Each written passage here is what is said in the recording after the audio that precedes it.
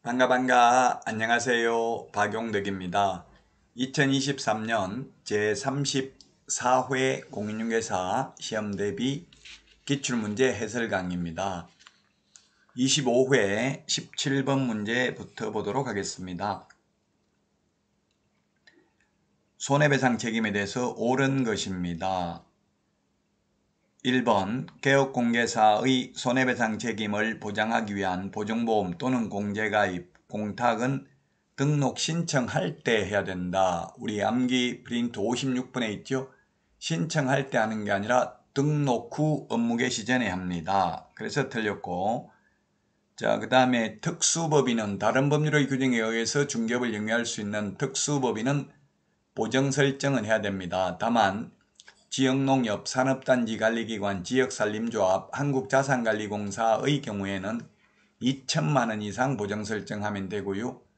우리 일반 중개법인은 4억 이상, 그 다음에 분사무소 2억 이상, 개인개업공개사 2억 이상, 특수법인은 2천만 원 이상이라는 점을 기억하셔야 되겠습니다.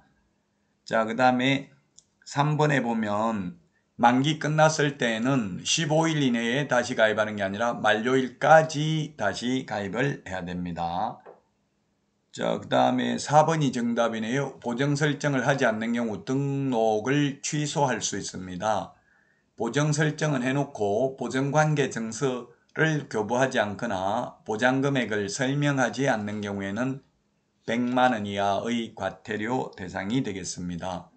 자, 그 다음에 5번 지문입니다. 손해배상 해주고 나면 30일이 아니라 15일 이내에 재보정 설정을 하셔야 됩니다.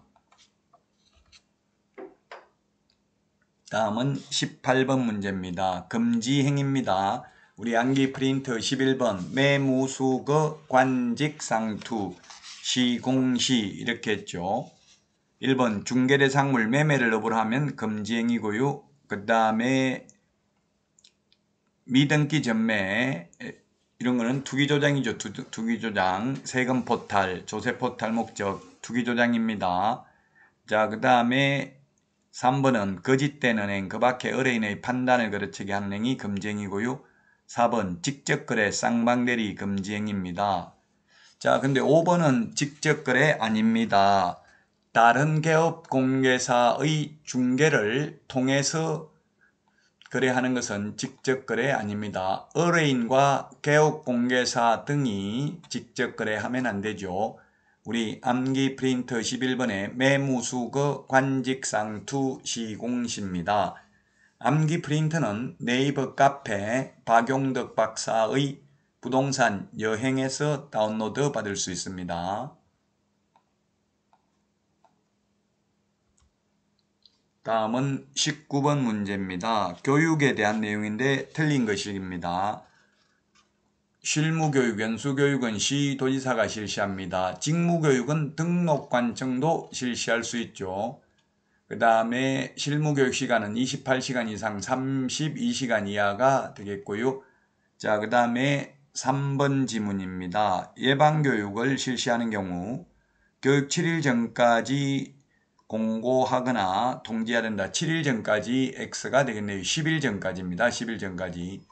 연수교육은 2개월 전까지, 거래사고 예방교육은 10일 전까지 공고하거나 통지해야 됩니다. 그 다음에 4번 실무교육을 받은 개업공개사 및 소속공개사는 실무교육 받은 후 2년마다 시도지사가 실시하는 연수교육을 받아야 되고요. 연수교육 시간은 12시간 이상 16시간 이하가 되겠습니다. 5번 보조원이 고용관계 종료 신고한 후 1년 이내에 다시 고용신고 될 경우에 직무교육 받지 않아도 된다. 직무교육, 그 다음에 실무교육, 매수 신청대리 실무교육 요 세 개가 사전교육인데 사전교육의 유효기간은 1년입니다. 따라서 교육받고 1년 안에 개업하거나 취직 안 하면 다시 받아야 되고요. 그만두고 1년 안에 개업을 하거나 취직하려면 다시 사전교육을 받지 않아도 됩니다. 미리 받는 게 사전교육입니다. 사후 교육의 경우에는 뭐가 있냐면 현업에 종사하는 분들만 받는 교육이 뭐가 있느냐 하면 거래사고 예방교육, 거래사고 예방교육하고 연수교육은 현업에 종사하는 분들이 받는 교육이죠. 연수교육은 개공, 소공이 받는 것이고요. 거래사고 예방교육은 개업, 공인중개사 등이 실시를 합니다. 자, 20번 자격취소, 자격정지에 대해서 틀린 것입니다. 1번 자격취소, 자격정지 처분을 할 수 있는 자는 자격증을 교부한 시도지사이다. 암기 프린트 54번 맨 밑에 있습니다. 맞습니다. 교부한 시도지사고요. 청문과 의견 진술 귀에 부여만 사무소 관할 시도지사입니다. 자, 그 다음에 2번 지문입니다. 자격 취소 처분은 공인중개사를 대상으로, 자격정지 처분은 소속 공인중개사를 대상으로 하고요.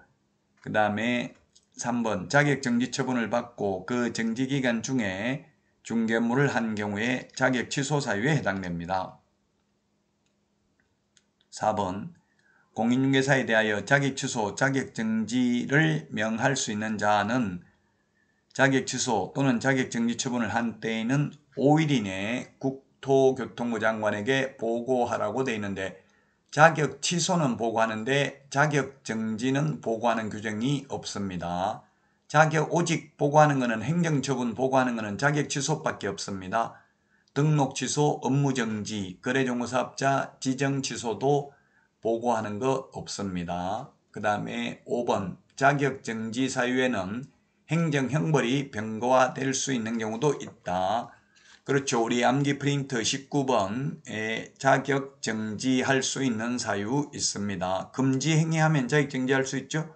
금지 행위하면 징역 벌금 받을 수 있는 경우도 있습니다. 매무수거 1년 이하의 징역이나 1,000만원 이하의 벌금, 관직상투, 시공시 3년 이하의 징역이나 3,000만원 이하의 벌금, 행정형벌이 병과될 수도 있습니다. 즉 행정형벌하고 행정처분은 같이 동시에 부과할 수 있다는 이야기입니다. 형벌이 징역벌금을 형벌이라고 하죠.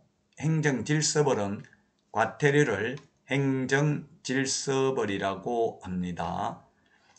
출제위원들이 2주 정도 합숙을 하는데 보면 한 1주 정도는 강조하는 게 바로 기출문제 범위 내에서 출제하라는 것이랍니다. 따라서 여러분들이 이 기출문제를 정확하게 분석한다면 최소한 80점은 받을 수 있을 것입니다. 자, 이번 시간 여기까지 하고요. 다음 시간에 찾아뵙도록 하겠습니다. 여러분 수고하셨습니다. 안녕히 계세요. 안녕.